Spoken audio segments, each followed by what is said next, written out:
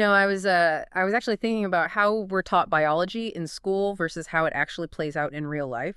Yeah. If you grab the average person on the street and ask them to describe the female cycle, where do their minds go? I mean, almost exclusively, they default to one thing. Right. The period. Yeah, the bleeding. It is the most visible part of the process, certainly. It's the event that marks the calendar. But focusing only on menstruation is kind of like, well, it's like judging an entire symphony based solely on the sound of the audience clapping at the very end. Yeah. You miss the music. You miss the crescendo leading up to it. And that is exactly what we are doing today. We are looking at the music. For this deep dive, we have a stack of lecture notes and these really detailed physiological diagrams from Professor Deepthi De Silva regarding the physiology of the female sexual cycle. And I have to say, just looking through the source material, my mind is already blown by how complex this machinery is. Oh, It's not just a biological clock ticking quietly in the background. it really isn't. It is an incredibly intricate system. We are talking about a month-long chemical loop involving the brain, the ovaries, and really almost every system in the body. It is a story of construction, destruction, and very, very precise signaling. Right. So our mission today is to decode the why and the how behind this cycle. We aren't just looking at bleeding. We're going to look at the cast of characters, the hormones, and the plot twists, including one that literally defies the standard rules of biology. It really does. It's one of the few times the human body uses a positive feedback loop, which is essentially a runaway train effect, to trigger an explosion of activity, rather than the usual checks and balances. I can't wait to get to that part because the mechanism is wild. But let's start with the basics. The architecture, I think most of us have this number 28 stuck in our heads, the 28-day cycle. It's the standard textbook number, but looking at Professor De Silva's notes, that's not exactly a hard rule, is it? No, and that's a massive misconception. 28 days is just a statistical average. The source material is very clear that a normal cycle acts within a huge window. Anywhere from 20 to 45 days is considered within the normal physiological range. See, that's a massive variance. I mean, the difference between a 20-day cycle and a 45-day cycle is huge in terms of lived experience for you. That's almost a month of difference. It is. But to understand why that variance exists, we have to define our starting line. In medical physiology, day one of the cycle is always defined as the first day of menstruation. That is the anchor point, because it's the only visible sign we have from the outside that the cycle has reset. Okay, so day one is the bleed. Now, the cycle is split into two main halves, right? And this is where I found something really surprising in the notes. One half of this timeline is totally flexible. It can stretch or shrink like a rubber band. And the other half is stubborn as a mule. It refuses to change. That's a great way to put it. So let's break it down. We have the first half, which is the follicular phase. This is the building phase where the egg is developing in the ovary. This is the part of the cycle that creates that variance you mentioned. If someone has a 35-day cycle versus a 24-day cycle, the difference is almost entirely happening right here in the first half. But why is that? Why is the first half so unpredictable? Because biology is prioritizing quality over speed. During this phase, the body is recruiting a cohort of follicles, potential eggs, and selecting the best one to mature. That selection process can take more time or less time depending on stress, nutrition, illness, or just individual biology. It's like a construction project. Sometimes laying the foundation takes 2 weeks, sometimes it takes 3. The body won't move to the next step until the egg is perfectly ready. Right, but then you have the second half, the luteal phase. Yeah. The notes say this phase is always 14 days. Always is a strong word in biology, but yes, it is remarkably constant. The luteal phase is the time from ovulation until the next period starts. It lasts 14 days. This implies something very practical that most people don't realize. If your period is late, it's not because the back end of your cycle got stretched out. It's because ovulation happened later than usual. Exactly. That completely changes how you do the math. If I have a 35-day cycle, I didn't ovulate on day 14, like the apps might tell me, I have to work backward. Right, you subtract 14 from 35. So you ovulated on day 21. The second half is the fixed variable. It's a countdown clock. Once ovulation hits, the timer is set for 2 weeks and nothing stops it. So the variable is the buildup, but the demolition is on a strict timer. Precisely. Okay, so we have the timeline down. Now we need to meet the players, the hormones. We see these names all the time: estrogen, progesterone, LH, FSH. But what really caught my eye in the notes is the origin story. We usually think of hormones as these magical, distinct chemicals, but they all start as the exact same thing. They do. They're all part of the same family tree. They're steroid hormones. And the raw material, the clay from which all of them are sculpted, is cholesterol. Which is ironic because we spend so much time demonizing cholesterol in diet culture. We treat it like a toxin, but here it's the hero. It is absolutely essential. Without cholesterol, you have no sex hormones. You have no reproductive system. In the ovary, there is a literal factory line where enzymes chip away at the cholesterol molecule to change its shape. So walk us through this factory line. How do we get from a molecule of fat to something like estrogen? It's a stepwise chemical conversion. You start with cholesterol. That gets converted into something called pregnenolone. Then that transforms into progesterone. Okay, so progesterone, which is a huge player later in the cycle, is actually made pretty early in the process. Relatively, yes. But here's the plot twist that usually surprises people. To get to estrogens, the quintessential female hormones, you actually have to pass through androgens first. Androgens, you mean like testosterone? Exactly. The chemical pathway goes from progesterone to androgens, specifically androstenedione and testosterone. Wait, hold on. So biologically speaking, the female body has to manufacture the male hormone first before it can make the female hormone? Correct. It's a prerequisite. Yeah. You cannot have estrogen without making testosterone first. Once you have that testosterone or androstenedione, there is a crucial enzyme called aromatase. Aromatase. Think of aromatase as the final sculptor. It takes those male hormones and chemically alters them. It aromatizes them into estrogens, like estradiol. That is wild. It really blurs the line between what we think of as male and female biology. We're working with the exact same clay, just using different tools. Precisely. It's just a matter of which enzymes are active to process the materials. If you lack the aromatase enzyme, you'd be stuck with high testosterone. Because you have it, you convert it to estrogen. No, once these hormones are made, they have to get around the body. They have to travel from the ovaries to the brain, the uterus, the bones. But the notes mention a transport problem. They can't just swim through the blood. No, they can't. Remember where they came from. Cholesterol. They are lipids fats, and blood is mostly water. You know what happens when you mix oil and water in a salad dressing? They separate. The oil clumps up at the top. Exactly. If you just dumped estrogen into the bloodstream, it would form little fat globules and wouldn't go anywhere. It could even block small vessels. So they need a taxi, A taxi. a protein taxi. They bind to specific proteins in the blood, mainly one called albumin and another called sex hormone binding globulin. These proteins wrap around the hormone and ferry it through the circulation. And here's the statistic from the notes that stopped me in my tracks. It says only 2% of the hormone is free. Yes, 98% is bound up in the taxicab. Only that tiny 2% is actually hopping out of the car, knocking on the cellular doors, and doing the work. The rest is essentially a reservoir, floating around waiting to be released when needed. That seems like such a razor-thin margin of error. If that free percentage shifts from 2% to 3%, that's a 50% increase in active hormone. Absolutely. It's a very tightly regulated equilibrium. It shows you how potent these chemicals are. You only need a whisper of them to change the body's physiology. It also means that anything that affects those protein taxis, like liver health or nutrition, can drastically change your hormonal balance, even if the total amount of hormone hasn't changed. That is fascinating. Okay, let's talk about what they actually do once they get to where they're going. We have the two big stars, estrogen and progesterone. In Professor De Silva's notes, they seem to have very distinct personalities. I started thinking of estrogen as the builder and progesterone as the stabilizer. Is that a fair way to look at it? That is a very accurate classification. Let's look at the uterus, specifically the endometrium, the lining. In the first half of the cycle, under the influence of estrogen, we are in the proliferative phase. Proliferative, that sounds aggressive. It's growth. High energy. Estrogen is telling the lining to thicken, to regrow the tissue that was shed during the last period. It's laying the foundation, multiplying cells, creating more receptors. It's all about expansion. It creates a lush, thick environment. And then progesterone takes over in the second half. Yes, in the secretory phase. Once ovulation happens, progesterone becomes the dominant force. It walks onto the construction site and says, okay, stop building, let's decorate. Decorate. It tells the lining to stop growing vertically and start maturing. It causes the glands to become corkscrew-shaped and fill with glycogen and mucus nutrients.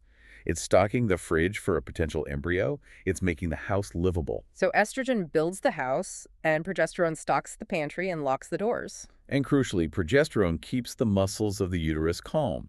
It reduces contractility. You don't want the uterus shaking or cramping if it's trying to catch and implant a fertilized egg. Progesterone is the calm down signal. Which explains why when progesterone drops at the end of the month, the cramping starts. But we'll get to the crash later. First, we have to talk about the main event, ovulation.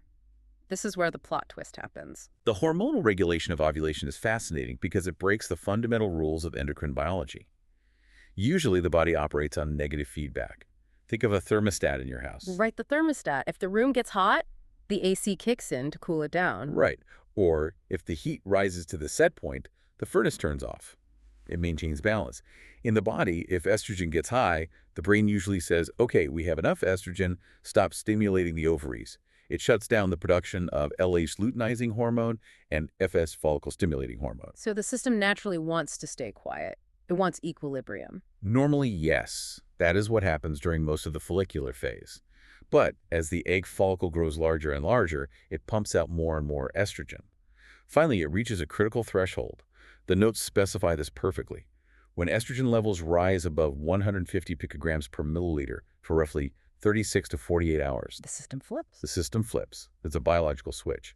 Suddenly, the brain stops seeing high estrogen as a stop signal and sees it as a go signal. This is positive feedback. So instead of turning the furnace off, the thermostat detects heat and suddenly throws gasoline on the fire. Exactly. The high estrogen triggers the pituitary gland to dump a massive amount of LH into the blood. This is the famous LH surge. And that surge is the trigger. It is. That spike in LH initiates a cascade of enzymes that weaken the wall of the ovary. About 9 hours after the peak of that surge, the follicle ruptures. Ovulation occurs. The egg is released. It's incredibly dramatic when you visualize it. The body builds up pressure until it just pops. And the notes mention a really cool way to visualize this change happening in real time, specifically looking at cervical mucus, this ferning pattern. Yes. This is a classic physiological sign. We talked about estrogen being the builder, right? Yeah. Well, it also wants to help fertilization happen. Under the influence of estrogen, just before ovulation, the cervical mucus becomes thin, watery, and stretchy. To let the swimmers through. Exactly. It creates channels for sperm. And here is the cool part. Because of the high salt content in this estrogen-driven mucus, if you put a sample on a glass slide and let it dry, the salts crystallize into this beautiful, intricate pattern that looks exactly like a fern leaf. So if you look under a microscope and see ferns, it means open for business. Essentially, it signals high estrogen and imminent ovulation. But once ovulation happens and progesterone rises, the mucus changes instantly. It becomes thick, sticky, and forms a plug to block entry. And if you dry that on a slide, no ferns. The pattern disappears completely. That is amazing. A simple visual pattern that acts as a gatekeeper. Ferns mean yes, no ferns mean no.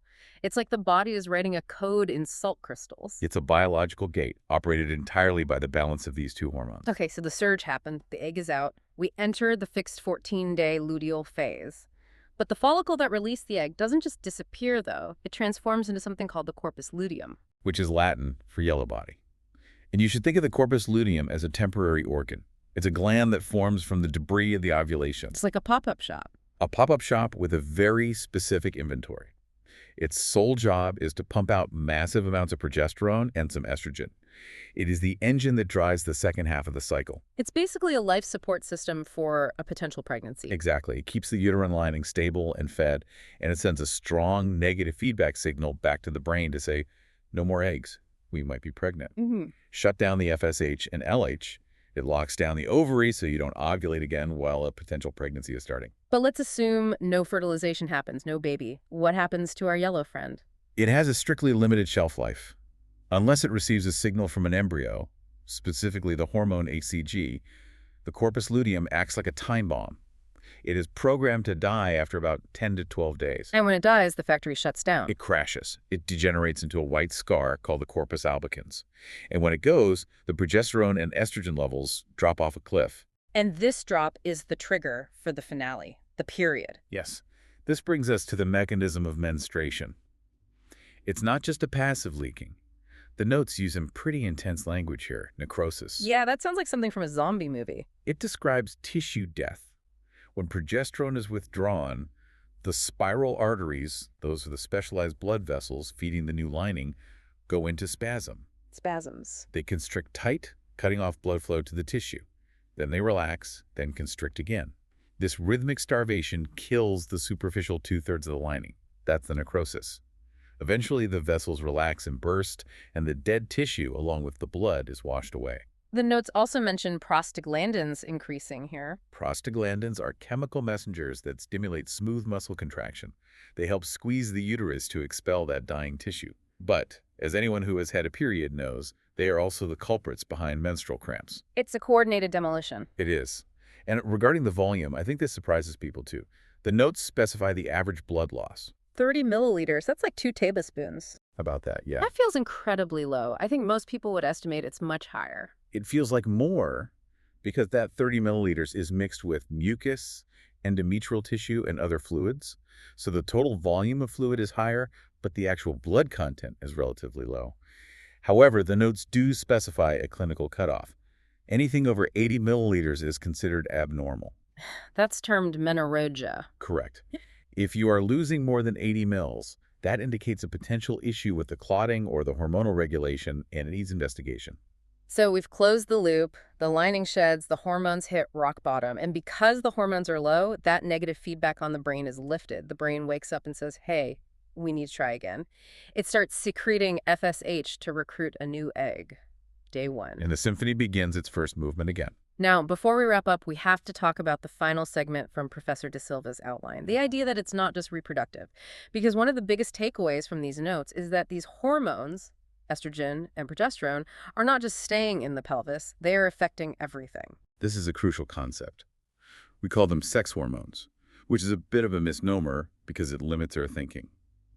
Receptors for estrogen and progesterone are found all over the body: brain, bones, skin, heart, lungs. Let's start with estrogen. Aside from making babies possible, what is it doing for the rest of the machine? It's doing a lot of structural maintenance. You know how we mentioned it's a builder? Well, it builds and protects bone density. It's responsible for female body contours and hair patterns, too. The notes mention epiphyseal closure. Right. At puberty, the surge of estrogen signals the ends of the long bones to fuse, which stops you from growing taller. But throughout adult life, estrogen inhibits the cells that break down bone. It keeps the skeleton dense and strong. Which explains why osteoporosis becomes such a huge risk after menopause. When the estrogen goes away, the bone protection goes away. Exactly. It's also a major player in cardiovascular health. Estrogen generally keeps the blood vessels flexible and healthy. It increases nitric oxide, which dilates vessels and improves flow. It also helps manage cholesterol levels. So it's a heart protector. It is. It reduces the risk of atheroma plaque buildup. And then there are the external effects mentioned in the notes: skin and water balance. Estrogen suppresses the sebaceous glands, so it reduces acne, but it also causes sodium retention. And where sodium goes, water follows. So the bloating is real. It's not in your head, it's in your kidneys. It is physiological. Estrogen makes you hold water. What about progesterone, the stabilizer? Does it have system-wide effects too? Definitely. And one of them is very measurable: heat. Progesterone is thermogenic. It heats you up. After ovulation, when progesterone rises, the basal body temperature goes up by exactly 0.5 degrees Celsius. It acts on the hypothalamus in the brain to reset the internal thermostat. If you are tracking your temperature, you can actually see the moment the corpus luteum wakes up. And it affects breathing. This one really surprised me. The notes say it's a respiratory stimulant. It signals the respiratory centers in the brain to breathe a little faster and deeper. This lowers the levels of carbon dioxide in the blood. Why would the body want to do that? Think about the evolutionary goal. If progesterone is high, the body assumes it might be pregnant. A fetus needs to offload its CO2 into the mother's blood. By lowering the mother's CO2 levels before the pregnancy is even confirmed, progesterone creates a gradient. It makes gas exchange easier for the baby. That is incredible. It's prepping the lungs for a passenger that isn't even there yet. It's anticipating needs. It's a whole body takeover. And we shouldn't forget the minor characters mentioned in the notes. Hormones like inhibin and relaxin. Inhibin, just from the name, inhibits FSH. But relaxin sounds like something I need a supplement of on a Monday morning. Well, be careful what you wish for. Relaxin's main job is to soften ligaments. It relaxes the pelvic girdle and softens the cervix to allow for childbirth. But it's produced in the normal cycle, too. It makes your joints a little looser. So when we step back and look at this deep dive, it really changes the way you view the cycle. It isn't just a monthly inconvenience. It's a constant, high-stakes tug of war between two powerful forces. Two forces is the perfect way to summarize it. You have the estrogenic force. the builder. It's anabolic. It's about growth, energy, mating, and proliferation. And you have the progestogenic force, Right. the stabilizer. It's about maintenance, nurturing, heat, and calming things down. And the transition between these two distinct chemical states is what dictates how a person feels, looks, and functions every single day. Exactly. We often think of adult biology as static, that you are the same person on Tuesday as you are on Friday. But in the female body, the baseline reality is constantly shifting. The bone density, the heart health, the water retention, even the breathing rate you have on day 7 is physically different from what you have on day 21. It gives you a new appreciation for the complexity of it all. It's not just a loop. It's a dynamic balancing act that resets itself every single month for decades. And it does so with remarkably few errors, considering how many moving parts are involved. From the cholesterol synthesis in the cell to the feedback loops in the brain, it is a masterpiece of physiological engineering. I want to leave everyone with that image of the ferning pattern one more time. I think that is just such a cool detail to walk away with. It really is. Just the idea that your body is creating microscopic crystal art on a glass slide to say yes or no to reproduction, it's a reminder that biology is not just function. Sometimes it's really beautiful geometry. A biological gatekeeper written in salt crystals. It is fascinating. Professor De Silva's notes really opened up the hood on this engine for us. I hope you all learned something new about the machinery running in the background. Always a pleasure to unpack the science. That's it for this deep dive. Keep asking questions, keep learning, and we'll catch you on the next one.